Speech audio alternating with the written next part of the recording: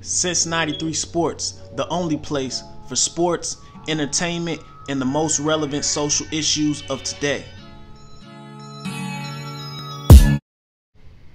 Alright, Since 93 Sports, back with another one.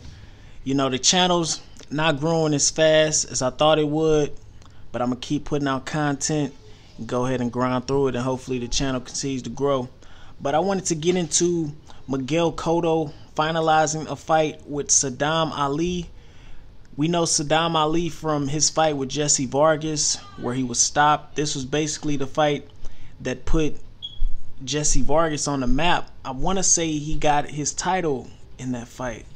Not 100% sure, but I believe so. And I believe Saddam Ali is with Top Rank. I could be wrong again, but I'm pretty sure he's with Top Rank. And this shows that Golden Boy and Top Rank, I guess, have some sort of working relationship at this point. But I want to get into Lemieux, where he plays into the situation.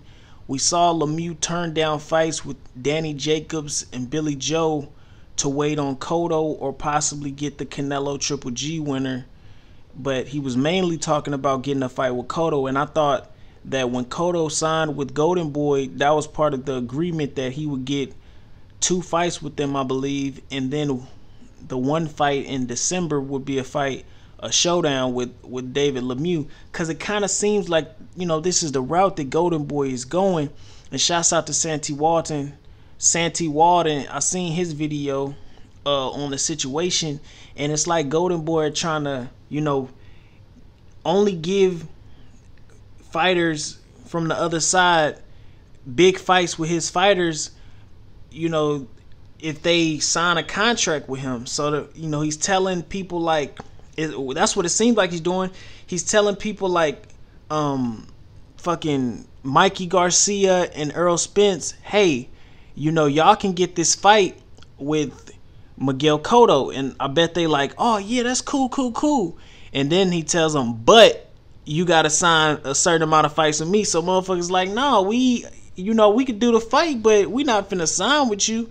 So that's kind of like what he's doing. So, you know, once we get Triple G, once he finally gets out of the picture and retires, you know, that just goes to show you that it seems like Jermall Charlo's not gonna get a fight with Canelo unless he signs with Golden Boy. That seems like the route that Golden Boy is going, unless you're an exception and you're just a huge draw. Then they'll probably get in the ring with you, or you could be a nobody, you know, and somebody who's not much of a threat. That's the only way they're getting in the ring with you.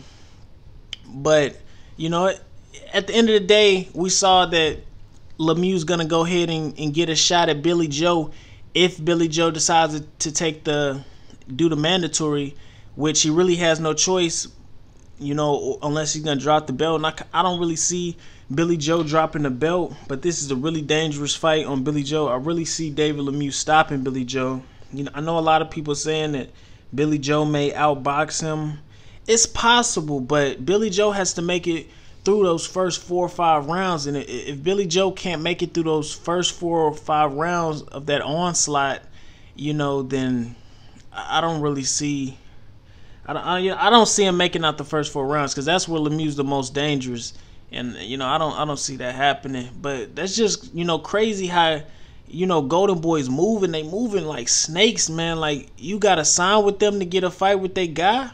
Like, you know, that's just crazy. Because when I first heard it, you know, Earl Spence, Mikey Garcia turning down fights with Cotto, I'm like, you know, why would they duck Cotto? You know, who would turn down a fight with Cotto? You know what I'm saying? This ain't even an in-prime Cotto. This is an old version of Cotto. I mean, he's still dangerous. He still got his power. You know, that's the last thing to go when you get old. But, you know, I knew it had to be something if they turn it down a fight. And motherfucking Oscar De La Hoya using Cotto as damn near fish bait and shit, trying to, you know, bait motherfuckers in with a potential fight with Cotto. And then, you know, you got to sign with the motherfucker for 5-6 fights, you know, and that ain't working, man. Nobody wants to do business, man. That's probably the main reason they got Cotto, was try to, you know, cash him out, try to get one of these big fighters to fight him and then lock him into a contract, man. You know, it's kind of smart, but, you know, it's shady as fuck, man. And you know, for him to, reveal his hand like that, man, nobody's going to fuck with Golden Boy, man. Because it's just shady business over there, man. And that's all I got, man. Since 93 Sports, make sure you like, comment, subscribe, and make sure you hit that bell icon to be notified when all my latest content drops. And I'm out.